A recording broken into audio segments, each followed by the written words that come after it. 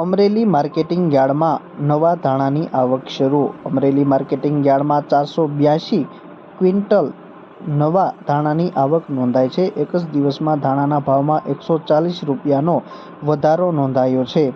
આજે અમરેલી માર્કેટિંગ યાર્ડમાં ધાણીની પણ આવક નોંધાઈ હતી. તેના ભાવ 950 રૂપિયાથી લઈને 2,950 રૂપિયા સુધી રહ્યા હતા. તેના ભાવમાં ગઈકાલની સરખામણીએ 112 રૂપિયાનો વધારો નોંધાયો છે. અમરેલી માર્કેટિંગ યાર્ડમાં કપાસના એક મણના ભાવ 1,476 રૂપિયા અને મગફળીના ભાવ 1,089 રૂપિયા સુધી રહ્યા હતા. અમરેલી માર્કેટિંગ યાર્ડમાં મગફળી અને કપાસના ભાવમાં સામાન્ય વધઘટ થઈ રહી છે. આજે કપાસના એક મણના ભાવ 1,476 રૂપિયા સુધી રહ્યા હતા, જ્યારે મગફળીના 1,089 રૂપિયા સુધી પ્રતિ મણે ભાવ રહ્યા હતા. માર્કેટિંગ યાર્ડમાં સફેદ તલની પણ આવક નોંધાઈ હતી. તેના ભાવ 910 રૂપિયાથી લઈને 2,310 રૂપિયા સુધી રહ્યા હતા. સફેદ તલના ભાવમાં એક દિવસમાં 141 રૂપિયાનો વધારો નોંધાયો છે.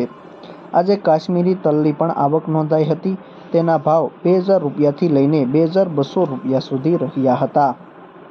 અમરેલી માર્કેટિંગ યાર્ડમાં વિવિધ જણસીની આવક થઈ હતી. કપાસના ભાવમાં 15 રૂપિયાનો સામાન્ય વધારો થયો છે, જ્યારે મગફળીના ભાવમાં એક મણે ગઈકાલની સરખામણીએ 10 રૂપિયાનો વધારો થયો છે.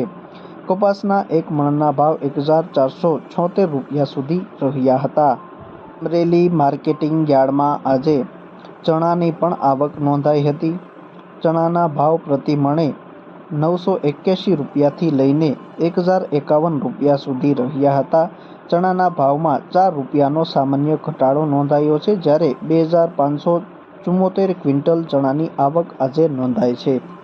અમરેલી માર્કેટિંગ યાર્ડમાં આજે મગફળીની પણ આવક નોંધાઈ હતી, જેમાં મોટી મગફળીના એક મણના ભાવ 900 રૂપિયાથી લઈને 1,089 રૂપિયા સુધી રહ્યા હતા. તેમજ મગફળી મઠડીના ભાવ 986 રૂપિયાથી લઈને 1,063 રૂપિયા સુધી રહ્યા હતા.